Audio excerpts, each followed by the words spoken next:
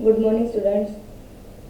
हम लोग last class से न्यू चैप्टर पढ़ रहे हैं, flip flop and code, flip flop, counters and registers. ठीक है, उसमें हम लोगों ने जो है फ्लिप फ्लॉप का टॉपिक स्टार्ट किया था। फ्लिप फ्लॉप में हमने कुछ तीन जो है फ्लिप फ्लॉप लास्ट वीडियो में पढ़ लिए थे। ठीक है, उसमें हम लोगों ने देखा था कि फ्लिप फ्लॉप जो होते हैं, ये फ्लिप फ्लॉप का मतलब क्या होता है, तो दीज आर मेमोरी एलिमेंट। ये क्या होते हैं, मेमोरी एलिमेंट्स होते हैं, मतलब ये इंफॉर्मेशन को स्टोर करने के लिए यूज करते हैं। फिर हम लोगों ने देखा था कि फ्लिप फ्लॉप अगर है तो एक फ्लिप फ्लॉप में एक ही बीट जो है वो स्टोर होता है। ठीक है, फिर हम लोगों ने देखा था कोई भी फ्लिप फ्लॉप हो उसको दो इनपुट होते हैं और दो आउटपुट होते हैं। आर और एस दो इनपुट, आर मतलब रिसेट, एस मतलब सेट, और दो आउटपुट क्यू और Q bar, and these outputs are always complementary with each other. ठीक है, उसके बाद हमने ये भी देखा था कि फ्लिप फ्लॉप जो होते हैं वो बनाने के लिए हमको एक तो नैंड गेट लगता, नहीं तो नॉर गेट लगता है। राइट, बेसिक जो फ्लिप फ्लॉप हम लोग बोलते हैं वो दोनों में से किसी एक से बनता है, और एडवांस जो फ्लिप फ्लॉप है वो उसी में मॉडिफिकेशन होते होते बनता है। ठीक है, ऐसे हम लोगों ने कल तीन फ्लिप फ्लॉप कंप्लीट कर लिए थे। पहला फ्लिप फ्लॉप था R S flip flop using NAND, दूसरा था R S flip flop using nor, और तीसरा था क्लॉक फ्लिप फ्लॉप। ठीक है, यहाँ तक का पार्ट हम लोगों ने ये चैप्टर का कंप्लीट कर लिया था। आज हम लोग पढ़ने वाले हैं फोर्थ फ्लिप फ्लॉप, जिसका नाम है क्लॉक्ड डी फ्लिप फ्लॉप। अब अगर तुम सीक्वेंस में देखोगे तो तुमको समझ में आएगा कि पहले का जो फ्लिप फ्लॉप है उसी में मॉडिफिकेशन होते होते नया फ्लिप फ्लॉप आया है।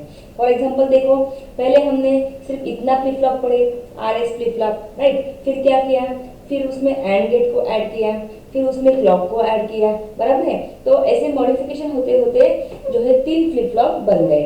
अभी चौथा फ्लिप फ्लॉप जो है वो क्लॉक्ड डी फ्लिप फ्लॉप।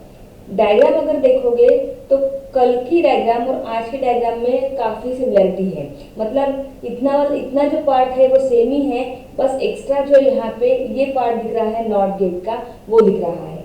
मतलब क्लॉक फ्लिप फ्लॉप में क्लॉक डी फ्लिप फ्लॉप में मॉडिफिकेशन क्या किया गया है compare to D flip flop.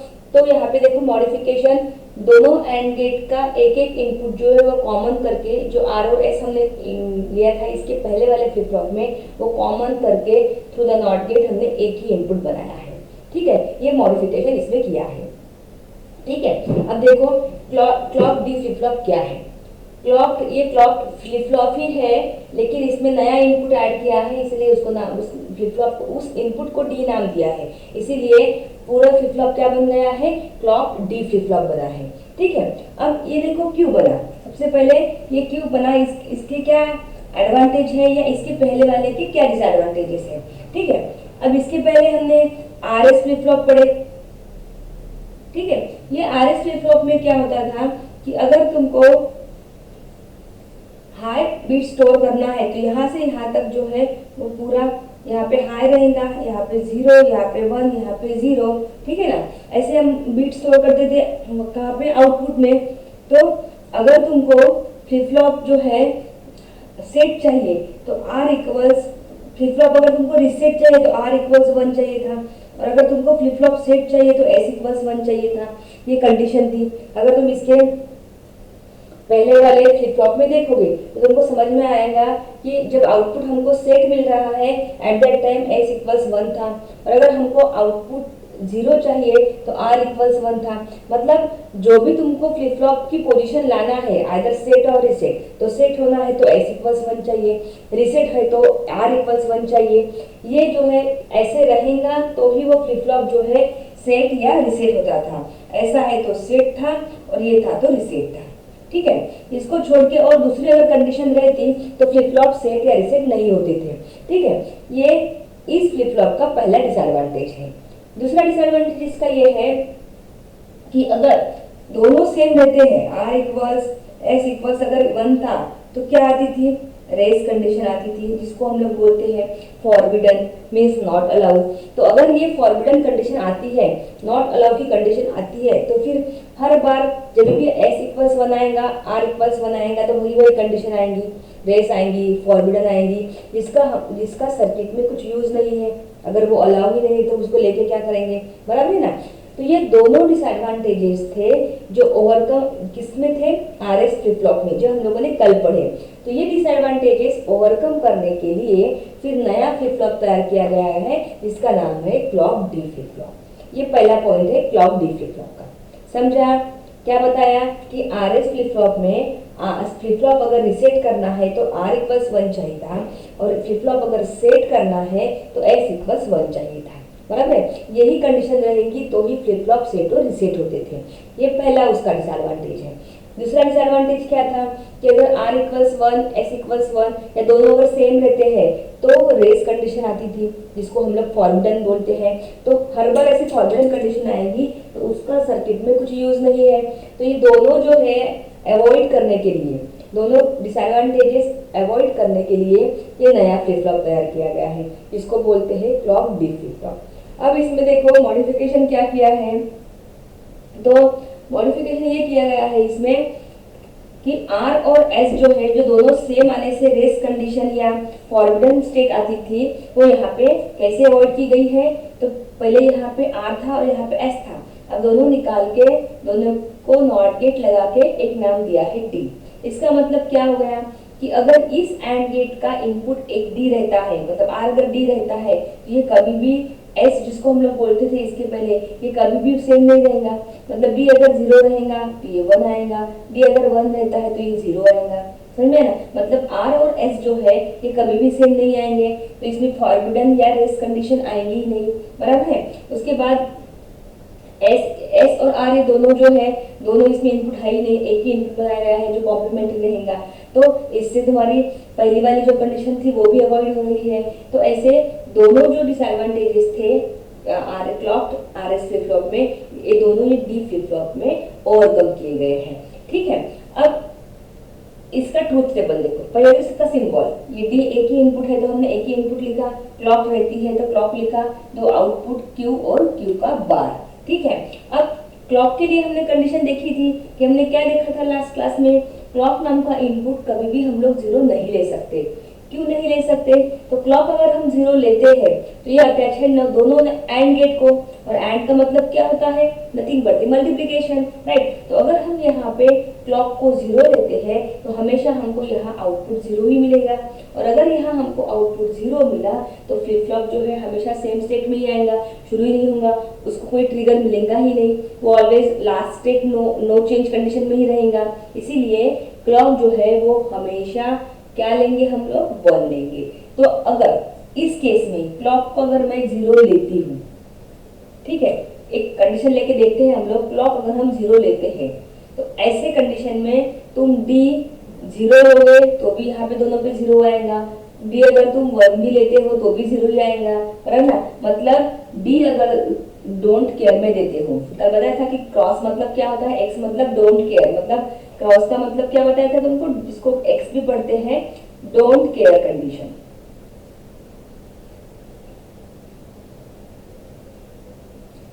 Don't care condition, ठीक है। डोंट केयर कंडीशन मतलब क्या, 0 हो या 1 हो, ठीक है। मतलब अगर हम क्लॉक को 0 लेते हैं तो डी कुछ भी लो तुम, अगर 0 हो 1 लो या 0 रखो 1 कुछ भी रखो, आउटपुट जो है वो कुछ भी चेंज नहीं होगा, वो लास्ट स्टेट में और नो चेंज हो जाएगा, लास्ट स्टेट नो चेंज, बराबर है। क्यों ऐसा हो जाएगा, क्योंकि अगर हम क्लॉक को 0 लेते हैं और अगर डी हम कुछ भी लोगे तो यहाँ पे 0 ही आएगा, तो फ्लिप फ्लॉप को कुछ ट्रिगर मिलेगा ही नहीं, तो आउटपुट ट्रिगर नहीं होगा, इसलिए जैसा था वैसे ही रहेगा। इसीलिए हम क्लॉक को हमेशा क्या लेते हैं, 1 लेते हैं, इसीलिए हमने क्लॉक को भी 1 किया, ठीक है। अब क्लॉक को 1 किया, अब मेन इनपुट कौन सा है, डी है, बराबर है। अब जैसे 2 इनपुट रहते थे आर और एस या ए और बी, जिसको तो हम लोग क्या करते थे 0 0 0 1 1 0 1 1 लेते थे, बट यहाँ पे एक ही इनपुट है डी, तो वो कितने बार आएगा, तो 2n फॉर्मूला है, हम लोग लास्ट चैप्टर में पढ़ लिए हैं। n मतलब क्या, नंबर ऑफ इनपुट, n मतलब क्या, नंबर ऑफ इनपुट, तो यहाँ पे हियर n कितना है, इनपुट एक ही है डी, तो n इक्वल्स 1, तो 2 तो कितना आएगा, 2 आएगा, मतलब डी का कॉम्बिनेशन हमको 2 बार लेना है। अब 2 बार कैसे, पहले तो हम 0 लेंगे, फिर क्या करते हैं, 0 में 1 ऐड करते हैं, यहाँ पे 1 होता है, बराबर है। तो एक बार डी को हम 0 लेंगे, एक बार डी को 1 लेंगे, राइट, और क्लॉक को दोनों इसमें क्या रखेंगे, हाई रखेंगे, ठीक है। ये आ गया समझ में। अब देखो, अभी क्लॉक 1 है, पहली कंडीशन हमने क्या लिए, डी 0 लिया, ठीक है। अब डी अगर 0 लेते हैं तो ये 1 आ गया, बराबर है क्या। अब यहाँ पे ये जो एंड गेट है, यहाँ इसका एक इनपुट 0 है, दूसरा इनपुट 1 है, तो ये 0 हो जाएगा। इस एंड गेट के दोनों 1 1 है, तो ये 1 हो जाएगा। तो इस फ्लिप फ्लॉप को कौन सा ट्रिगर मिल रहा है, रीसेट का ट्रिगर मिल रहा है, बराबर है। तो फ्लिप फ्लॉप क्या होगा, रीसेट होगा, बराबर है। कौन हाई है, आर हाई है, रीसेट मिल रहा है। रीसेट मतलब आउटपुट क्या होता है, 0 होता है, ठीक है। अब वैसे ही अभी क्या करेंगे, डी को हम 1 लेंगे, क्लॉक तो 1 है ही, अगर डी 1 लेते हैं तो यहाँ 0 आएगा, बराबर है। तो 1 इंटू 1 यहाँ 1 आएगा, यहाँ पे क्या आएगा, 0 आएगा, राइट। तो कौन सा ट्रिगर मिल रहा है फ्लिप फ्लॉप को, सेट मिल रहा है, मतलब फ्लिप फ्लॉप क्या होगा, सेट होगा, और आउटपुट क्या आएगा, 1 आएगा, बराबर है। तो ये हो गया किसका truth table, clock D flip flop का, ठीक है। इतना इजी ये है।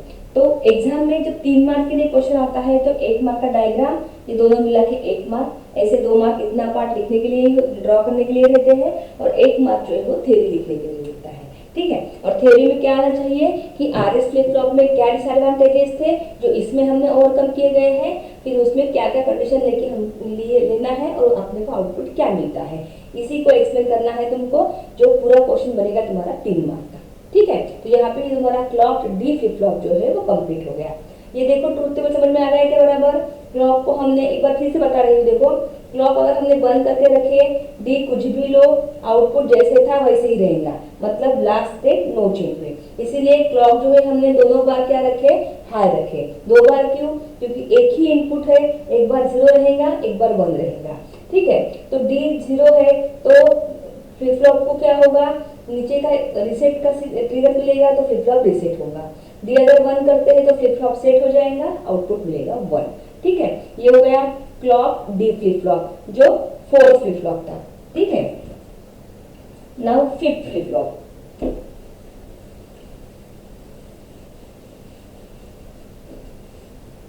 पूरे फ्लिप फ्लॉप में से एक क्वेश्चन तो आता ही है एग्जाम में 3 या 4 मार्क के लिए।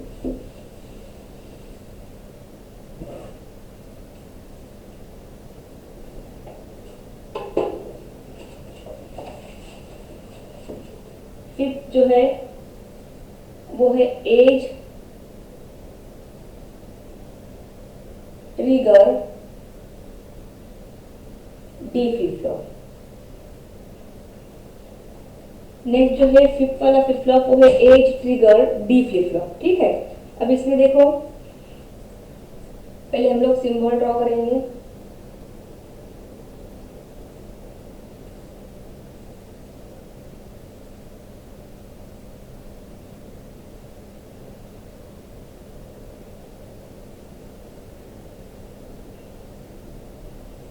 ये होता है R edge trigger D flip flop का सिंबल। उसके बाद क्लॉक,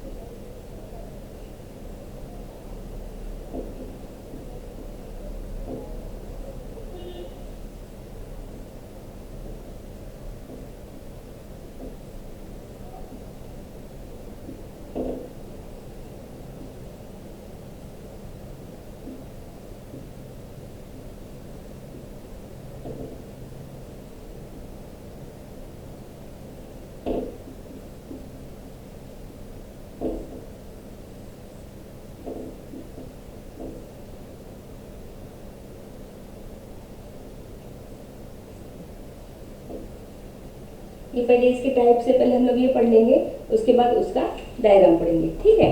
अब देखो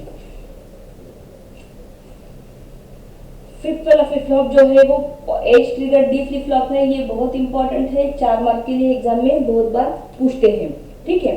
सबसे पहले देखो फर्स्ट पॉइंट, अब ये as trigger D flip flop क्या है, तो डी फ्लिप फ्लॉप का मॉडिफिकेशन, डी फ्लिप फ्लॉप में कुछ मॉडिफिकेशन किया गया है और क्या बनाया गया है, as trigger D flip flop. अब देखो हर एक नया फ्लिप फ्लॉप जो है पहले के इसमें मॉडिफिकेशन है। जैसे हमने पहले सिंपल वाला आरएस फ्लिप फ्लॉप पढ़ा, फिर उसमें एंड गेट डाल दिए, क्लॉक डाल दिए तो क्लॉक फ्लिप फ्लॉप बना। उसके बाद दोनों कॉमन करके एक इनपुट बनाया डी नाम का, तो क्लॉक डी फ्लिप फ्लॉप बन गया। अब उसी में मॉडिफिकेशन किया तो as trigger D flip flop बना, ठीक है। अब सबसे पहले देखो इसका सिंबल, इसमें भी एक इनपुट रहता है डी, लेकिन क्लॉक में यहाँ पे मतलब अलग चीज क्या है कि ये कैप दिख रही है, देखो ठीक है ना, ये कैप दिख रही है ट्रायंगल जैसी, ट्रायंगल शेप में। तो ये क्लॉक जो है, ये इंडिकेशन जो है क्लॉक का, ये इसमें मॉडिफिकेशन है, ठीक है। अब इसका मतलब क्या है देखो, तो पहले तो हम लोग एज देखेंगे। अब जैसे ये डिजिटल सर्किट है तो डिजिटल वेव, स्क्वायर वेव जिसको हम लोग बोलते हैं, ये सर्किट के अंदर जाती है। एक क्लॉक को, इसको क्लॉक पल्स भी बोलते हैं। एक क्लॉक पल्स को 2 एज होती है, यहाँ से ऊपर जाने वाले को बोलते हैं पॉजिटिव एज, नीचे आने वाले को बोलते हैं निगेटिव एज। मतलब एक क्लॉक 2 एज से बनती है, पॉजिटिव एज है, निगेटिव एज, ठीक है। अब इस एज को लेके मतलब क्या कि फ्लिप फ्लॉप जो होता है वो किसी एक ही एज पे हमको आउटपुट देगा, आइदर पॉजिटिव एज पे या फिर निगेटिव एज पे। जब पॉजिटिव एज पे हमको आउटपुट मिलेगा तो निगेटिव एज बंद, मतलब कुछ काम नहीं करेगा, और निगेटिव एज पे रहेगा तो पॉजिटिव एज में कुछ भी काम नहीं होगा। इस एज को लेके as trigger D flip flop जो होते हैं उसके 2 टाइप होते हैं, ठीक है। एक होता है positive as trigger D flip flop और दूसरा होता है negative edge trigger D flip flop. अब इसको आइडेंटिफाई कैसे करना है, तो यहाँ देखो सिंपल क्लॉक दिख रही है कैप को लेके, ठीक है, कोई बबल नहीं है उसमें, कोई गोल नहीं दिया हुआ है, सिर्फ कैप देके है, तो इसको बोलते हैं positive as trigger D flip flop. और अगर वही क्लॉक में बबल है, देखो यहाँ पे दूसरे नीचे में बबल दिया गया है और फिर ऐसा ट्रायंगल दिया हुआ है, बराबर है। तो अगर बबल रहता है तो इसका मतलब क्या हो गया, वो निगेटिव एज ट्रिगर है। फिर ट्रूथ टेबल में कैसे दिखाना है, तो positive as trigger D flip flop अगर है तो उसके क्लॉक में ऐसा अपवर्ड एरो देना है, ठीक है। और अगर negative edge trigger D flip flop है तो उसका जब हम लोग ट्रूथ टेबल बनाएंगे तो उसके लिए ऐसे डाउनवर्ड एरो दिखाते हैं क्लॉक में। तो एरो से हमको पता चलेगा डाउनवर्ड है तो वो निगेटिव एज ट्रिगर है, अपवर्ड है तो पॉजिटिव एज ट्रिगर है, या फिर सिंबल से पता चलता है। अब हम लोग इस चैप्टर में जो as trigger D flip flop पढ़ने वाले हैं वो ये वाला है जो मैंने यहाँ पे सिंबल ड्रॉ किया हुआ है। अब सिंबल में देखो सिर्फ कैप दिखाई है, कहीं बबल नहीं है इस टाइप का, तो इसका मतलब ये क्या है, positive as trigger D flip flop है। मतलब हमको positive as trigger D flip flop पढ़ना है। क्लियर हो गया, तो ये इसका फर्स्ट पॉइंट हो गया। अभी हम लोग इसका डायग्राम पढ़ेंगे।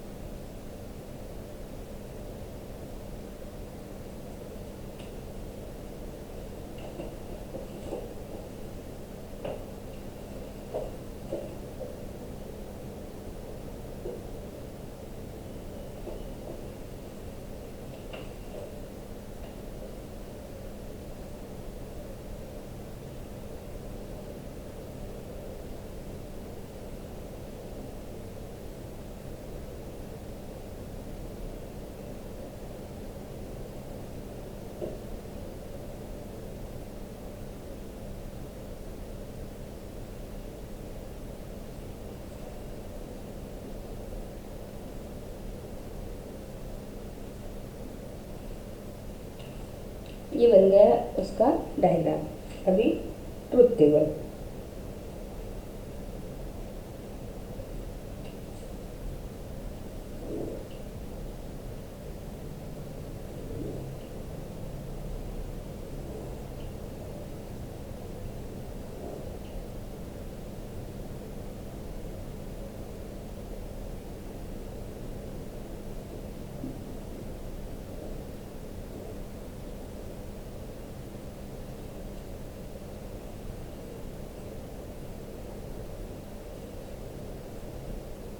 ठीक है, अब देखो डायग्राम, यह है इसका as trigger D flip flop का डायग्राम। ठीक है, अब यहाँ अगर देखोगे तुम तो तुमको समझ में आएगा कि डायग्राम जो है वो वैसी ही है, किसके जैसी, डी फ्लिप फ्लॉप जैसी।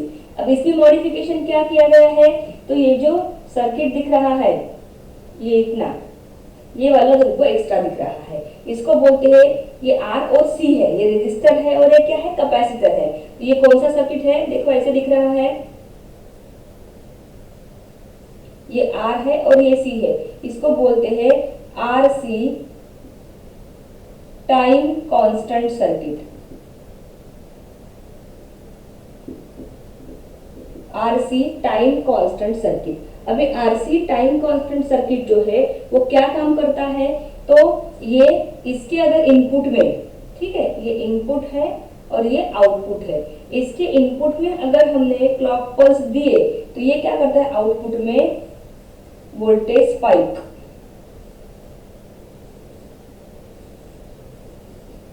Voltage spike.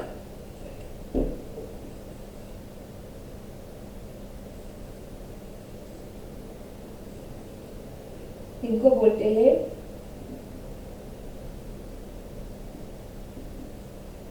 Voltage spike. ठीक है, ये क्या है, ये वेव क्या है, वोल्टेज स्पाइक है।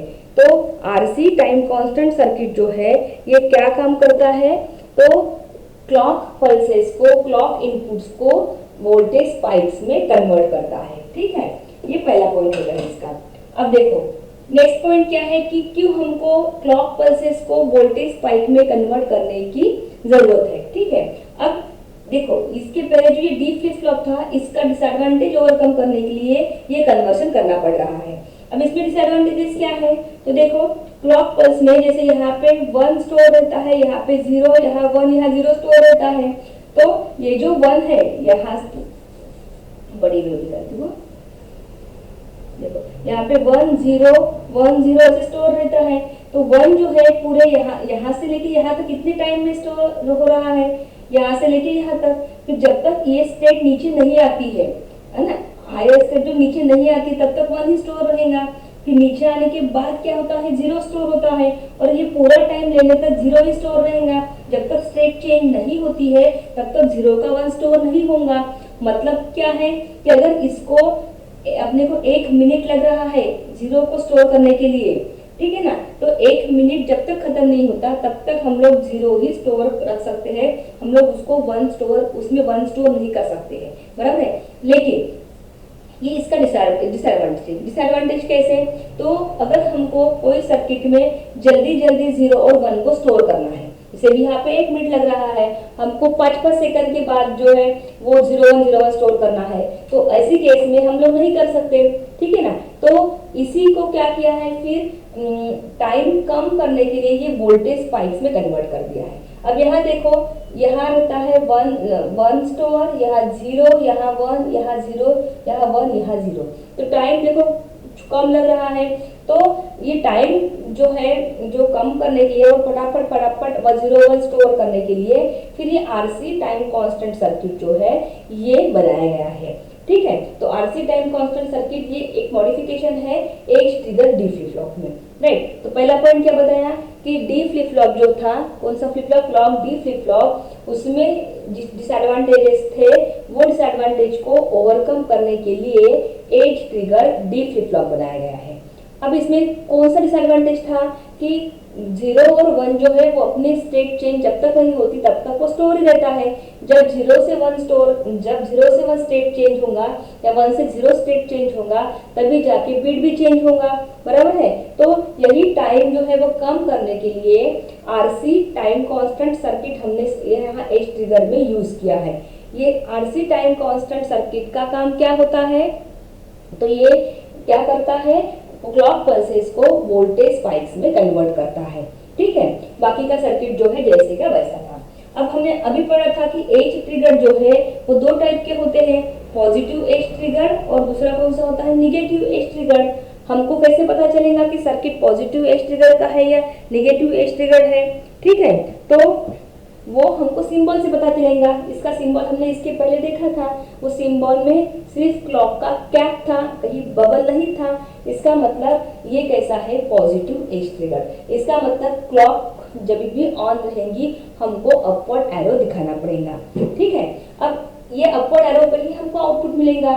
लेकिन अगर हम क्लॉक को, जैसे हमने पहले 0 किया, ठीक है, क्लॉक को अगर हमने 0 किया तो हमको पता है कि क्लॉक अगर 0 रहती है तो फिर इनपुट तुम कुछ भी चेंज करो आउटपुट चेंज होता है क्या, नहीं होता है। तो डी तुम कुछ भी लो, डोंट केयर में डालो, 0 लो 1 लो, आउटपुट जैसे का वैसा, लास्ट स्टेट, इसको बोलते हैं नो चेंज। फिर हमने क्लॉक को 1 करके देखा।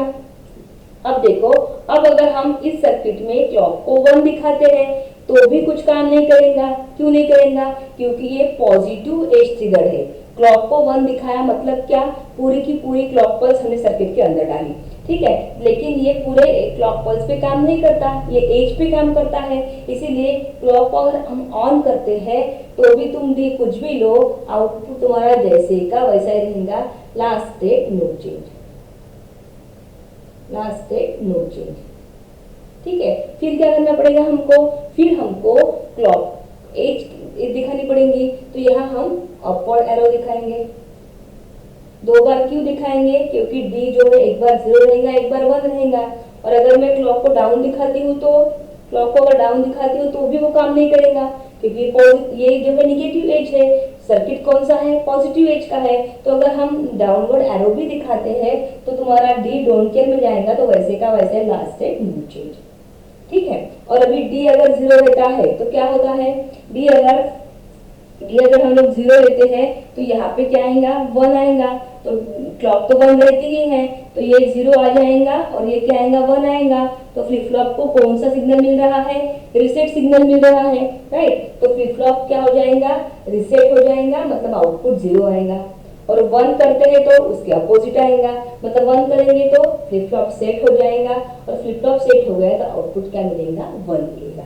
समझ में आ गया, ये हो गया as trigger D flip flop, ठीक है। ट्रुथ टेबल फिर से एक बार देखो, ट्रुथ टेबल में हमने क्या किया है कि ये positive edge trigger flip flop है। जब एज ट्रिगर फ्लिप फ्लॉप रहते हैं तो वो एक ही एज पे काम करेंगे, ठीक है। तो पॉजिटिव एज ट्रिगर जो है वो पॉजिटिव एज पे काम करेगा। अगर positive edge trigger flip flop है तो बाकी सारे कंडीशन जो भी डालते हैं हम लोग, एट दैट कंडीशन तुम्हारा output last state no change में ही रहेगा। जैसे क्लॉक को हमने बंद किया तो डी डोंट केयर में जाएगा, तो लास्ट स्टेट नो चेंज, बंद किया तो भी वही, डाउनवर्ड एरो किया तो भी वही आएगा। बस हमको आउटपुट कहाँ मिलेगा, जब क्लॉक तुम्हारी अपवर्ड डायरेक्शन में रहेगी तो ही, ठीक है। तो ये हो गया as trigger D flip flop. Exam के लिए ये बहुत इंपॉर्टेंट है, 4 मार्क के लिए बहुत बार आता है। और 4 मार्क में से 3 मार्क जो है ये सिंबल, वेव, ट्रूथ टेबल और डायग्राम, ये ड्रॉ करने के लिए देते हैं। 1 मार्क जो रहेगा वो 1 मार्क तुम्हारा जो भी इसका थ्योरी है कैसे वर्क करता है उसके लिए रहेगा, ठीक है। तो यहाँ पे हमने 5th फ्लिप फ्लॉप जो है as trigger D flip flop वो कंप्लीट कर लिया।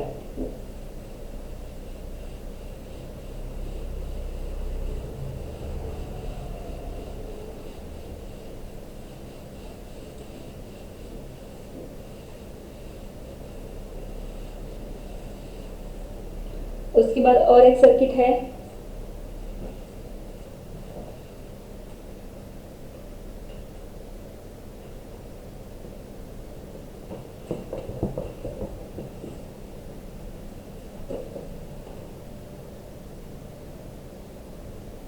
Preset and clear facility in age triggered D flip-flop. Preset and clear facilities in as trigger D flip flop. ये जो टॉपिक है बहुत ज़्यादा पॉपुलर नहीं है एग्जाम में, मतलब बहुत बार पूछते नहीं है। एज ट्रिगर का वर्क पूछते हैं,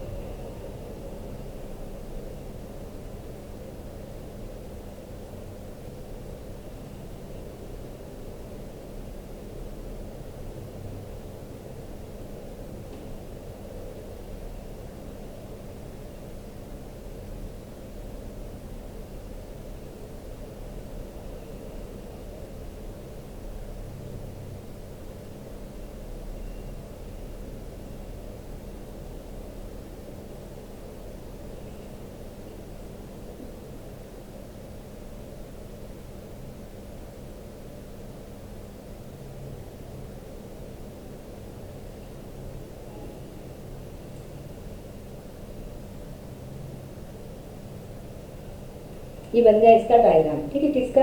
as trigger D flip flop with preset and clear facility.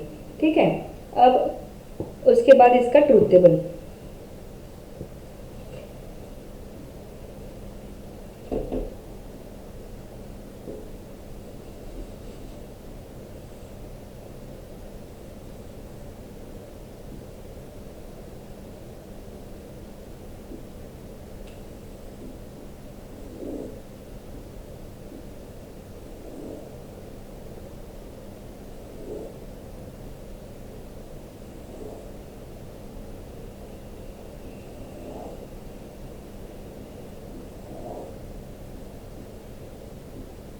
थोड़ा बड़ा है इसका ट्रूथ टेबल।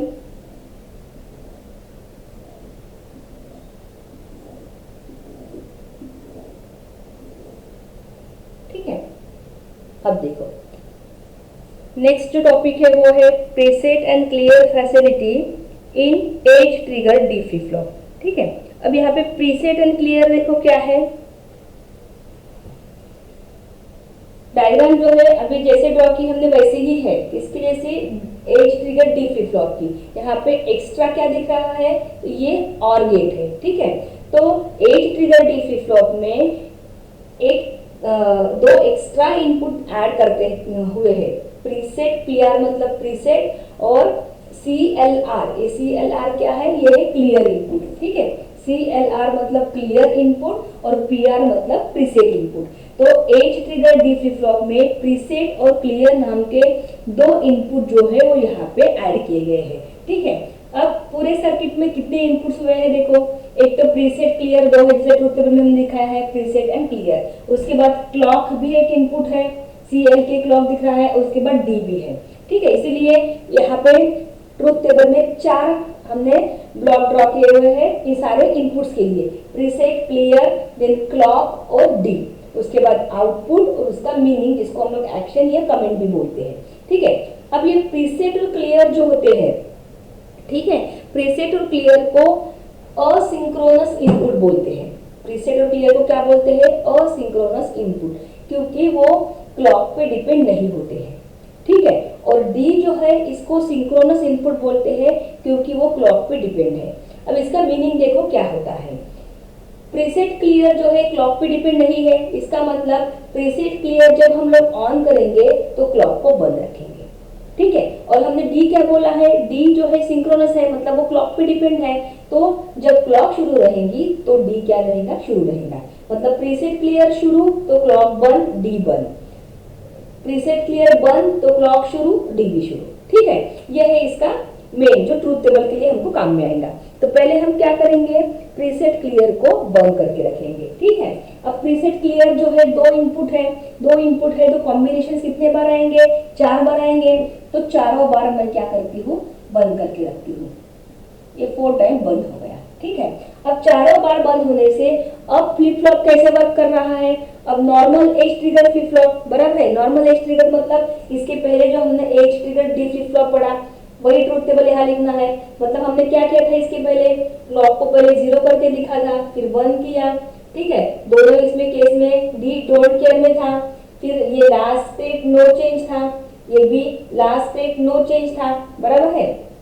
उसके बाद क्या किया था हमने, क्लॉक को ऐसे अपवर्ड एरो किया था, अपवर्ड एरो किया था तो 0 एक बार 1 एक बार 0, एक बार 0 एक बार 1, तो यहाँ पे आउटपुट 0, ये 1 का 1 आया था, तो ये आया था रीसेट और ये आया था सेट, ठीक है। अब प्रीसेट क्लियर बंद है मतलब जैसा पहले था, इसके पहले हमने एज ट्रिगर वाला पढ़े वैसे ही वर्क कर रहा है, ठीक है।